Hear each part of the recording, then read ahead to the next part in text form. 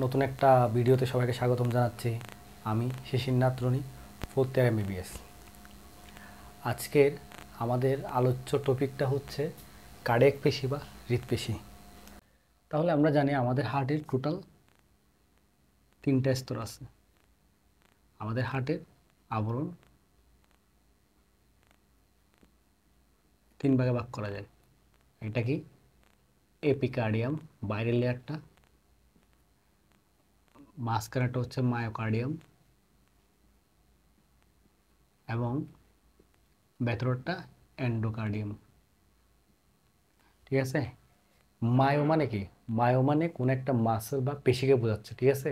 অর্থাৎ এতে পেশি থাকে। ওকে, এই যে হার্টের মায়োকার্ডিয়ামে যে পেশিটা থাকে, আলটিমেটলি তাকে কি বলা হয়? হৃৎপেশি আর কার্ডিয়াক মাসল। Cardiac muscle. ওকে,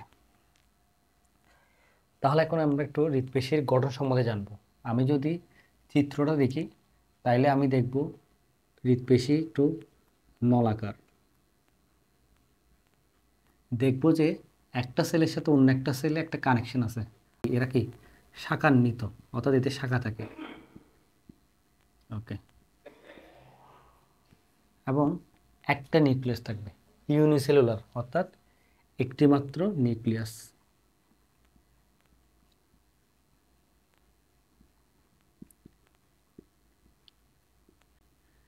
ওকে, অন্য অন্য পেশিকোষের মতন হৃৎপেশিরও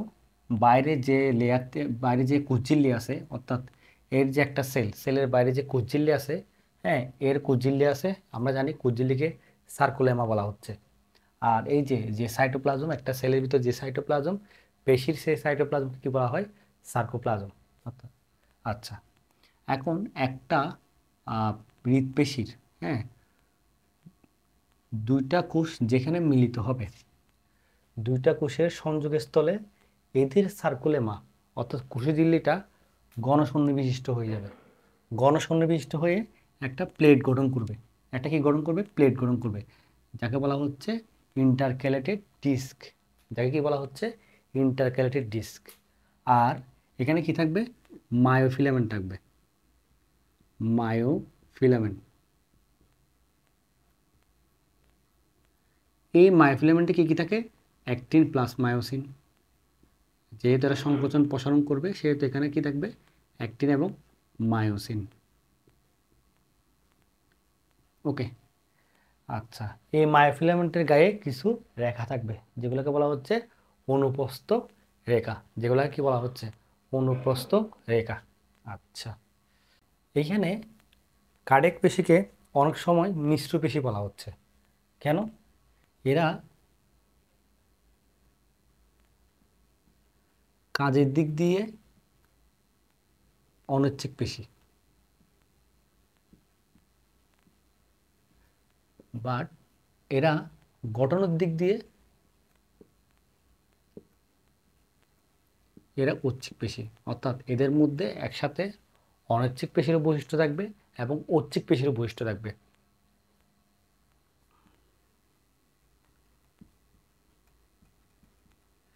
আচ্ছা, কাজের দিক দিয়ে একটা কোশ্চেন আসে না?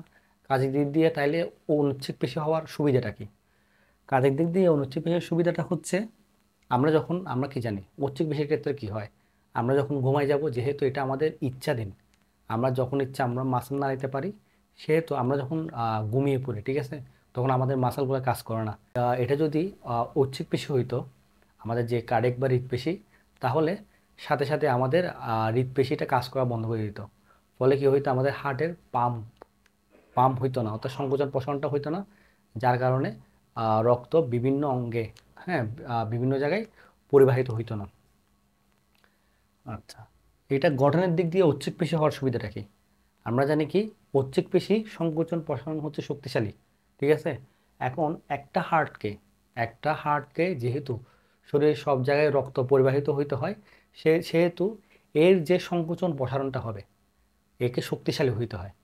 সেজন্য এটা গঠনের দিক দিয়ে কি একটা ঐচ্ছিক পেশির মতো, যেমন ঐচ্ছিক পেশি যেমন নলাকার, সেমভাবে একটা কার্ডিয়াক পেশি বা হৃদপেশিও নলাকার। ঠিক আছে। আচ্ছা, তাহলে আমরা বুঝলাম এটা। তাহলে কার্ডিয়াক পেশি কই থাকে?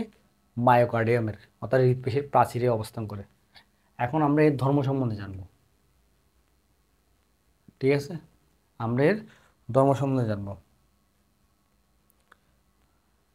তাহলে এর সংকোচন প্রসারণ কি? সংকোচন এবং প্রসারণ শক্তিশালী এবং দ্রুত। শক্তিশালী এবং দ্রুত। ঠিক আছে। তাছাড়া এর নিঃসারকাল বড় হবে, দীর্ঘ হবে। এরা সহজে ক্লান্ত হয় না। সহজে ক্লান্ত হয় না। তাছাড়া এরা কি? স্বতঃস্ফূর্ত। স্বতঃস্ফূর্ত। আচ্ছা, কাজ। এরা কি করে? এরা অলওয়েজ হৃদপেশির সংকোচন প্রসারণ করতে থাকে।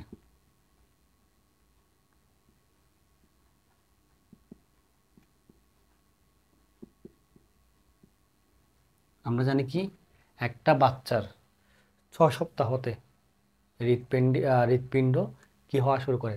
হৃৎপিণ্ড সংকোচন প্রসারণ হওয়া শুরু করে এর আজীবন পর্যন্ত। ঠিক আছে। আর এটা লাভ কি? এতে তাহলে আমাদের বিভিন্ন অঙ্গে রক্ত পরিবহন করে। বিভিন্ন অঙ্গে রক্ত পরিবহন করে।